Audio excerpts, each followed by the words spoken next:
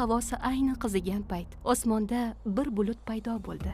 Muhammad alayhissalom tuyasida ketar ekan, o'sha bulut ortlaridan ergashdi.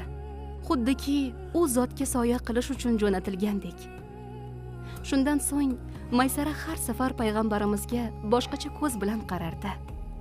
Bu inson boshqalarga mutlaqo o'xshamaydi. Makkaga kelishgach, Maysaraning yuzidagi quvonch sezilib turardi.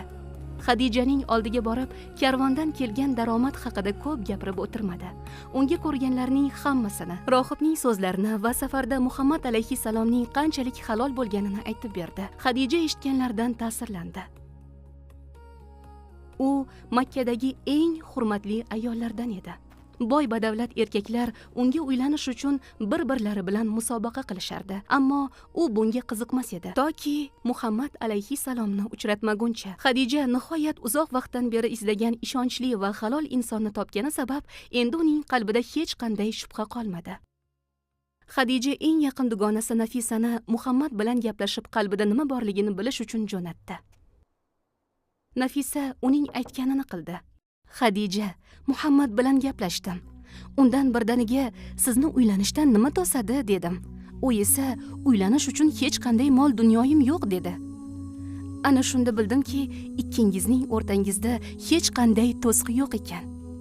Men agar aytgan narsalaringiz berilsa va sizga boy, go'zal, obro'li ayolga uylanish taklif qilinsa, qabul qilarmidingiz dedim. U menga hayrat bilan qaradi-da, kim ekan u dedi. Keyin sening ismingni aytdim. Huvaylidning qizi Xadija. U hayratdan jim bo'lib qoldi. Keyin qanaqasiga deb so'radi. Men esa bu yog'ini menga qo'yib bering dedim. Shunda u unday bo'lsa qabul qilaman dedi. Mana shundan keyin payg'ambarimiz tarbiya qilgan amakilari bilan ushbu masalada gaplashdi. So'ngra Abu Talib va Xadijaning amakisi Amr ibn Asad o'zaro gaplashib olishdi. Ukamning Muhammad ismli o'g'li bor. Bilasizmi? Quraysh ichida hech bir yigit unga teng bo'la olmaydi. Ey Quraysh qavmi, oilamiz nomidan ushbu nikohni jon deb qabul qilaman. Guvoh bo'linglar. Men Huvaylidning qizi Xadijani Muhammad ibn Abdullohga turmushga berdim.